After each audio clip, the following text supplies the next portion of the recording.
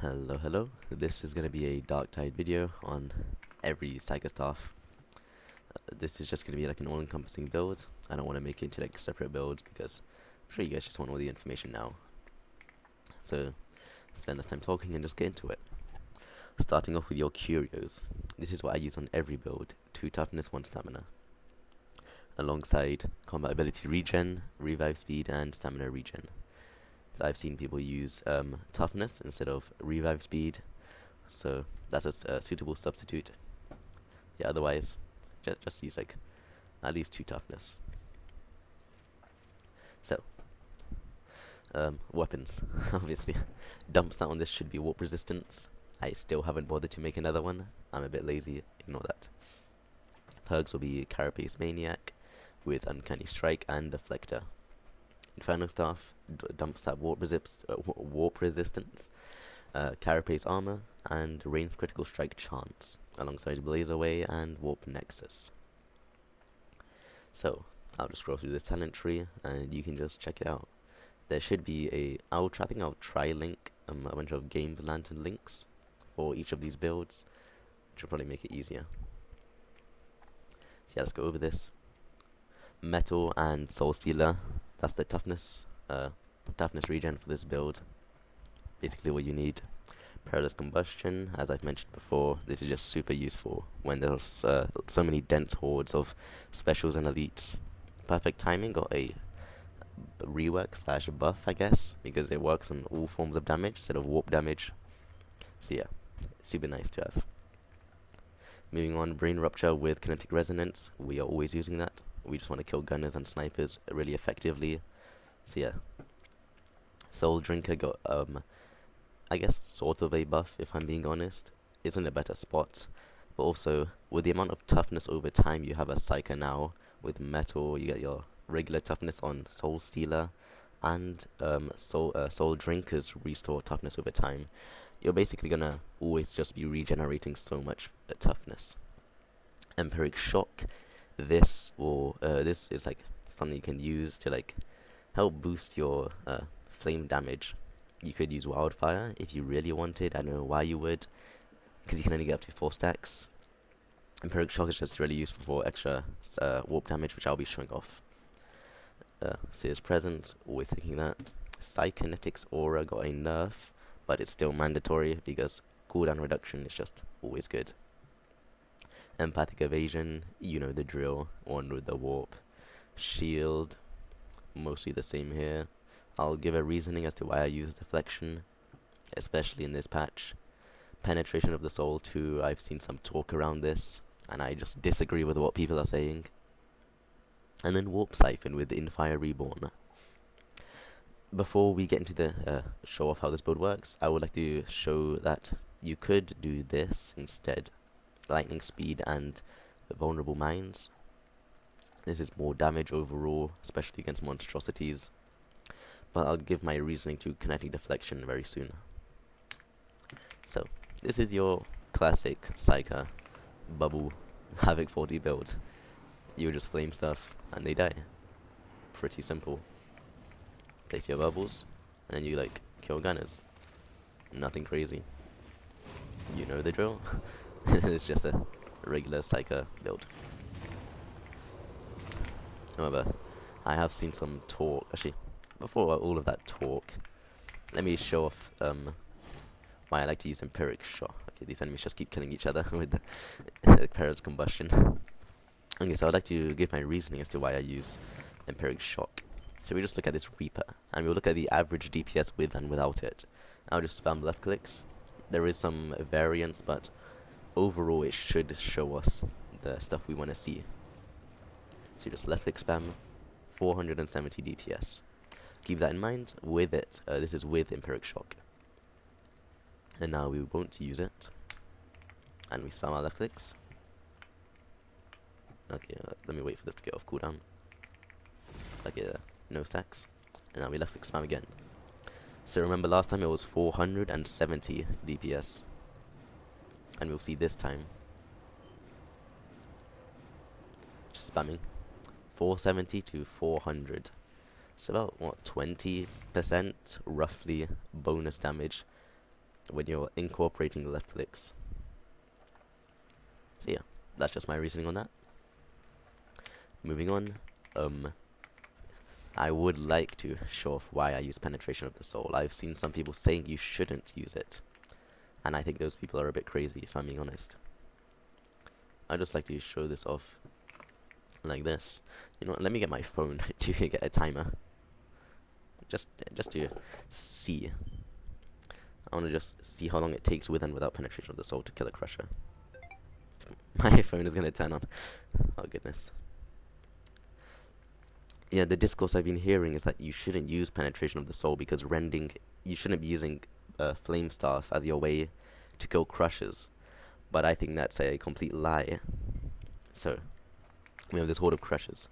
I also want to spawn in some regular elites, because I'm going to just, compare them to how fast they die, obviously. And also generate stacks. So, as soon as I start generating peril, I'll start this timer, starting now.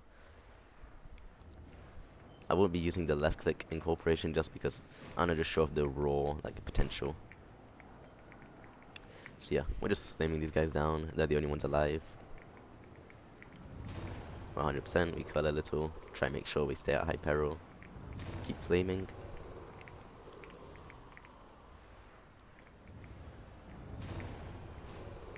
And they start to die about now. So about 27, 28 seconds. That's when they start to die. They just kill off these guys. So yeah, 28 seconds, roughly. Which, in a horde, genuinely isn't that bad. Given that this can kill an infinite number of Crushers on your screen. So now, without it, and let's just say Vulnerable Minds, restart this timer. Let me just spawn these elites again. Just a bunch of random elites. That's the Crushers, there they are. Yeah, and now we restart, okay, I'll start this timer now. And we'll start flaming them. Your usual suspects will die. Your non-Crushers, they'll die really easily. I do have 20% bonus Ogren damage now, so this should do slightly better, right? 20% overall damage.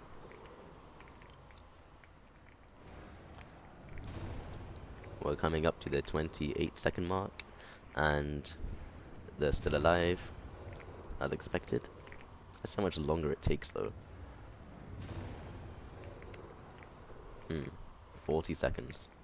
They're still alive. I'm starting to see why people think why you shouldn't use Flame Staff for Crushers, because they don't have Penetration of the Soul. Okay, it took about 50 seconds.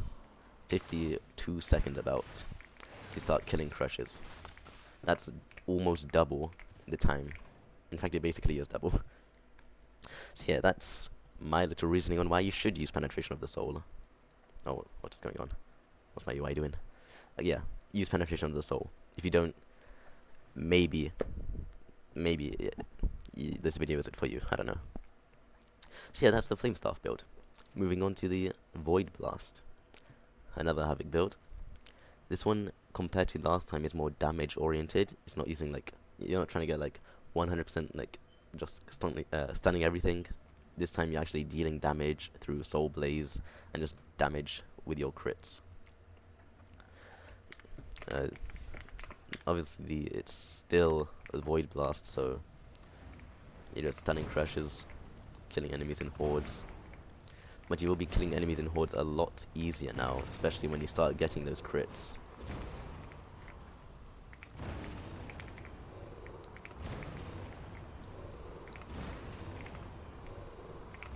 Yeah, see, it's getting a really good damage. Stun an infinite number of Crushers.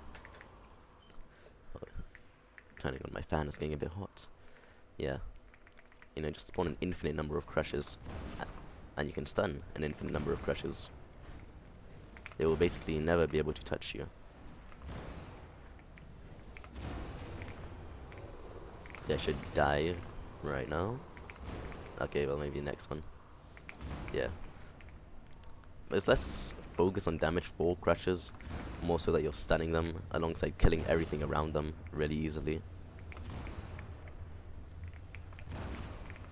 Yeah, these Crushers won't be able to do anything to you, basically.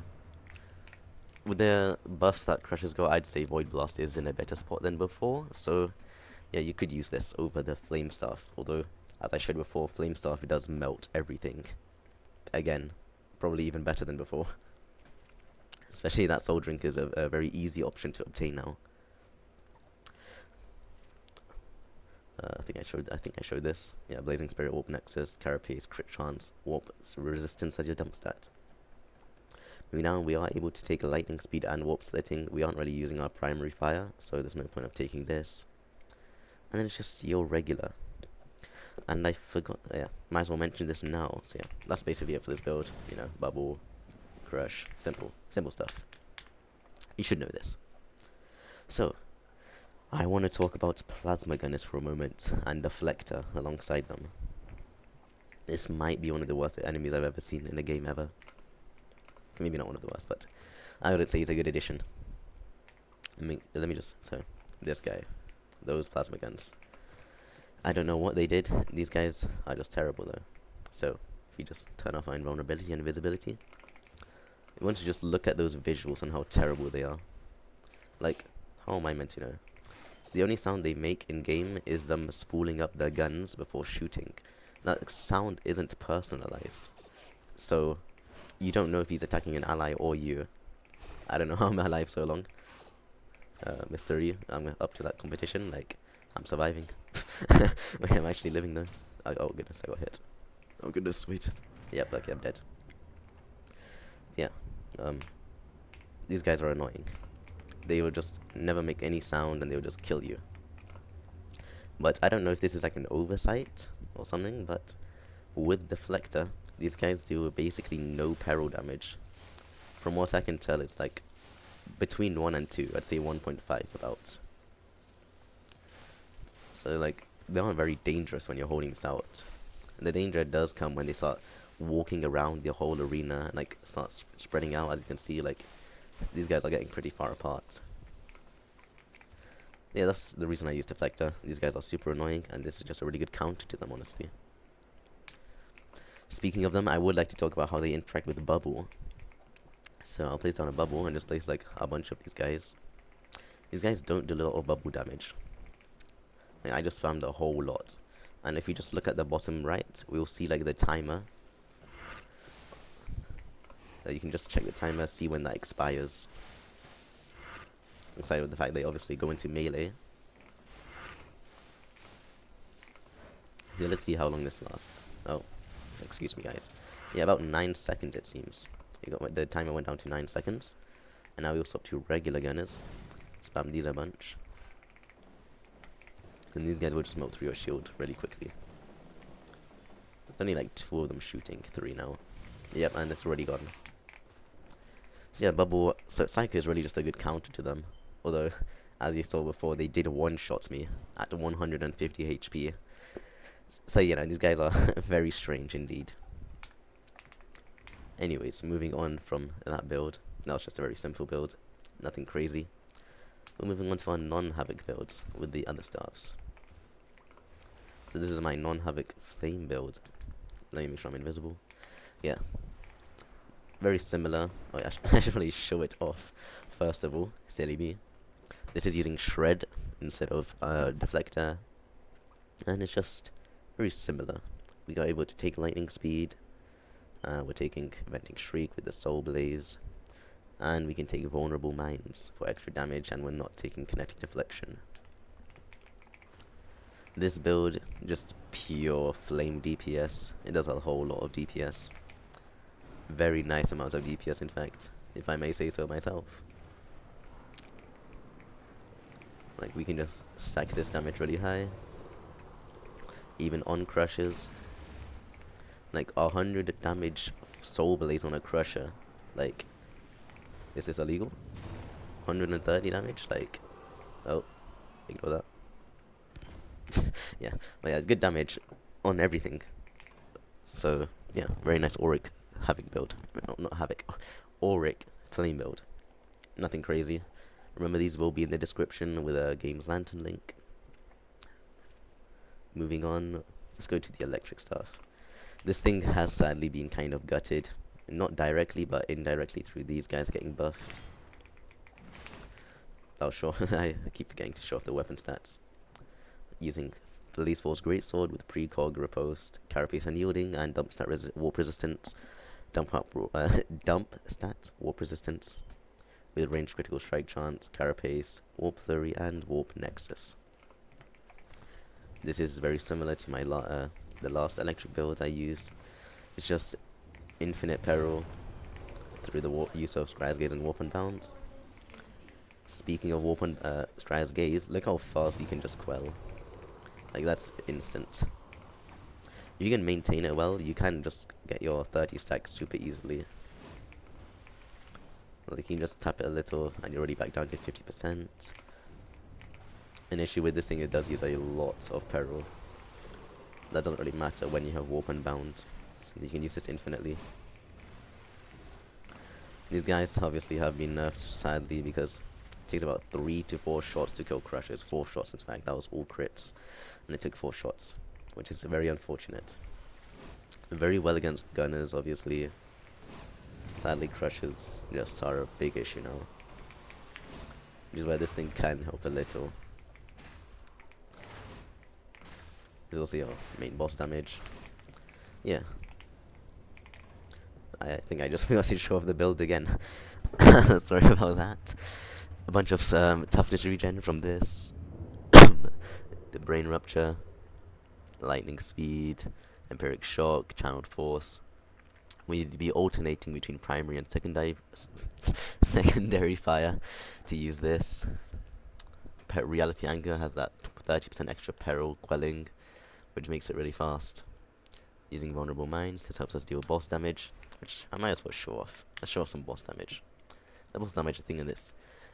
I can't talk today. The boss damage on this thing is pretty good now. I just delete these guys. Spawn like... Where is he? Okay, I think I forgot. Turn it off. There. Okay. Spawn a Plogrin, you know, like the tankiest boss. Spawn some elites. Okay. Yeah, spawn some elites. Get some shock troopers like this. Just kill them. To get our warp siphon stacks.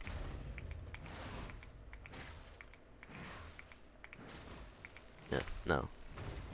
So we want to do at least 5 primary fire shots for the maximum warp. And then we start chunking his HP. Alternate between these. Still, Psyker's boss damage isn't the greatest. Sadly. But I guess that's kind of just what Psyker isn't really made for bosses, I guess. With most builds. The boss damage isn't that bad, but nothing on the other classes level. Yeah. That's this build. Very simple. Very fun for Auric. Not very good for Havoc at all. Gun Psyker. I won't go over this. Tana has a really good video on this, so I'd highly recommend his build. My build is a bit more experimental and fun. So yeah, go to his build if you want a really good one. Finally, yeah, this is our last build. The Ball Psyker, a Voidstrike. This thing hasn't been changed much. I still haven't changed the dump stat, I think. What am I doing? I'm very silly. I guess. But yeah, ignore that. Your dump stat should be warp resistance, with carapace and range crit chance, alongside warp flurry and surge. Yeah, we're going for a lot of toughness regeneration up here. Smite. This really isn't used. You could use anything. I don't really use smite. It's like a last what's it called? What do you call it? A last resort because of your infinite warp unbound thing. Taking a lot of stuff here. Malefic Momentum, Lightning Speed, Warp Slitting, and by Crack of Bone. I'll talk about this in a moment. Go through here. Take Precognition, Warp Speed. We like to be fast. Vulnerable Minds plus Warp Rider. That's just a lot of boss damage we can do. Kinetic Deflection, Disrupt Destiny, and we're using the 15 stack version instead of 25, just because I feel these weapons are a bit too slow to easily or like comfortably maintain 25 stacks, unlike Gun Psyker. But that's your choice. So, this build, my favorite build, one I love very dearly. This is your, this is not infinite peril. It's just Raz Gaze with Disrupt Destiny, given that we're going to be going for a lot of headshots. This build also focuses a lot on melee Psyker. Melee Psyker has been buffed a whole lot, given that all the talents are just so close together now. With some stacks of Disrupt Destiny, you are able to just one-shot gunners and deal very good damage to maulers. Same with crushers. This is with 0 stacks of Disrupt Destiny, by the way. As you can see, we're just one-shotting these guys. So let me build up some stacks of Disrupt Destiny. Let's get to our 30 stacks. Where are these enemies? Yeah, let's just get up to our 14 stacks. Then I'll show it off again. Yeah, so we're at 14 stacks. And now turn this on. And we can just obliterate basically any enemy we want. Just deleting these guys. Can 2-shot crushers, 2-shot maulers, 1-shot gunners, kind of 1-shot rages too, if I can make it to them in time. Yep, 1-shot rages, 1-shot scab rages. Yep, look, no crit, and that's just the overhead and it 1-shot. Melee Psyker is just in a really good place right now. Speaking of melee Psyker, we'll be I would like to show off warp splitting plus by crack of bone. This isn't the greatest combo ever. You could replace it with something else, but in the off chance that it does happen, or like proc, you will get some really good damage. You don't really need Wrath with this anymore because you have that plus warp splitting, and this thing just had really good base cleave anyways. I would like to show off a boss, because the boss damage has gone up considerably. I should probably spawn some elites to get back my stacks though, and get my Raz Gaze back. That's the wrong one. They're like some just shock troopers, I guess. Oh, killed the wrong guy. Okay, there we go. Let's go back to bosses. Oh, you're on alive. Okay, let's get a Plague Ogre. Precog plus riposte. Oh, ignore that. He's gonna charge. Block that.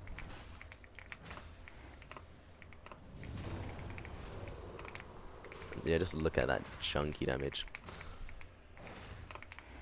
When we dodge, we just get so much damage. Oh, ignore that section. Just die. Yeah, good damage though. As you can see, this thing is really good for bosses. Especially when you can dodge them really well, which I may or may not make a video on in the future on how to deal with every boss, at least monstrosities and demon hosts. So, yeah, that's this build. Very fun, very enjoyable. That's, yeah, basically it for this video. That's, what was it, 4 or 5 builds? Yeah, 5 builds on just every stuff.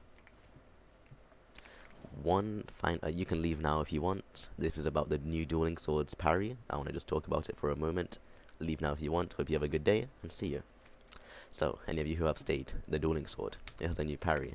This new parry generates peril for Psykers, and then lets it deal bonus damage or something like that. No, there's specifics about that. I just know it does. It's meant to deal like bonus damage. It's very nice. You know, lets you stay more survivable. But there is a possible oversight with this. I don't know if they thought this through or not. They thought it through with basically everything ever. Let's just, like, we're at 100%. I overloaded. Yep, that's Psyker now. He overloads at 100% peril when he parries. I do not know why this is the case. Let's just parry. Oh, we've overloaded. I don't know why this is in the game. This killed me on one of my runs the first time I used it. So, but, yeah. Fat Shark, please fix. And yeah. Now that you've seen that, truly the end of the video. Have a good day, and see you.